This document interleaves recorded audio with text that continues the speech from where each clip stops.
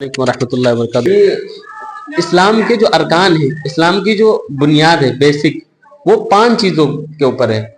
तो उसमें जो सबसे पहली चीज़ है वो है कलमे शहादत, कि अगर कोई इंसान कलमे शहादत का दिल से यकीन नहीं करता है और ज़बान से उसका इकरार नहीं करता है तो वो ईमान से खारिज हो जाएगा, ईमान में नहीं होगा।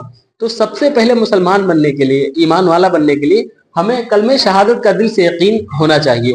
सिर्फ यकीन ही नहीं, ज़िंदगी में अमल भी होना चाहिए कि अल्लाह के सिवा कोई माबूद नहीं और मोहम्मद सल्लल्लाहु अलैहि वसल्लम अल्लाह के रसूल है और उनकी जो तालीमात है, अल्लाह के रसूल की जो तालीमात है उस पर अमल होना चाहिए।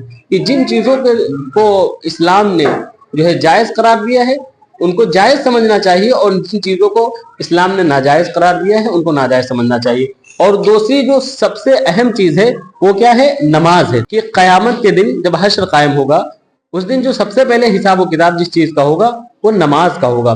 कि अगर इस्लाम में नमाज का दर्जा ऐसा है कि जैसे कि इंसान के जिस्म में सर का हिस्सा होता है, कि अगर इंसान का सर काट दिया जाए तो इंसान वो जिंदा नहीं रह सकता।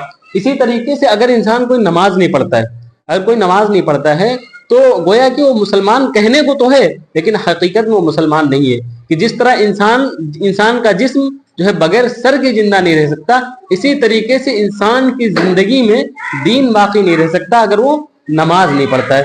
कि इंसान के ऊपर 5 टाइम की नमाज फर्ज की गई, फजर, जोहर, असर, जैसा कि यहाँ पर दी गई फजर, जोहर, असर, मगरिब, इशा, ये 5 नमाजों की पाबंदी करना हर मुसलमान के ऊपर जरूरी और फर्ज है। अगर इंसान नमाज की तरफ आता है तो सिर्फ आखिरत का ही फायदा नहीं होता है बल्कि दुनिया का भी फायदा होता है। इंसान की जिंदगी पुरसुकून हो जाती है। इंसान, अल्लाह ताला उस नमाज के जरिए से इंसान की जिंदगी में बरकत देता है और रिज्क की फरावानी देता है। जब इंसान नमाज की तरफ आता है तो अल्लाह ताला उसकी रिज्क में जो है कुशादगी करता है, रिज्क में बरकत अता करता है और जिंदगी सुकून वाली अता करता है। और अगर कोई नमाज ना पढ़े और बेदीनी की हालत में मर जाए तो क्या फरमाया गया कि वो उसका खात्मा गोया कि कुफ्र पर हुआ है, क्योंकि नमाज का छोड़ देना ऐसा है कि जैसे कि इंसान कुफ्र में पहुंच जाए।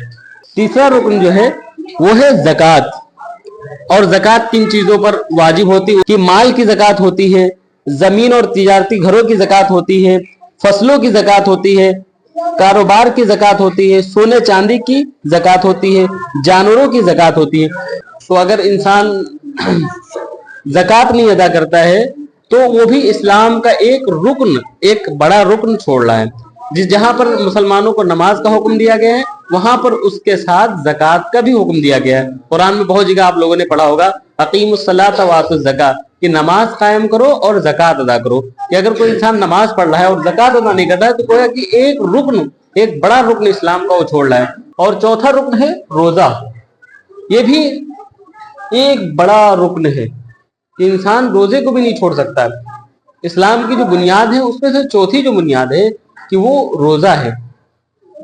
कि अगर बहुत सारे लोग हैं जो ज़कात नहीं अदा कर सकते, उनके ऊपर ज़कात वाजिब नहीं, ठीक। बहुत सारे लोग ऐसे हैं जो हज नहीं कर सकते, लेकिन ये 3 चीजें लाजमी है सब पर करना। कलमे शहादत का यकीन, समझे, और उसका इकरार और जिंदगी में अमल, और नमाज, और तीसरी चीज रोजा। कि अगर रोजा एक ढाल है कि अगर कोई इंसान रोजा रखता है अल्लाह ताला उसको खुद अता करेगा। कि रोजा इंसान के लिए ढाल है, जन्नत में जाने का सबब है। 5वीं चीज जो है वो हज है।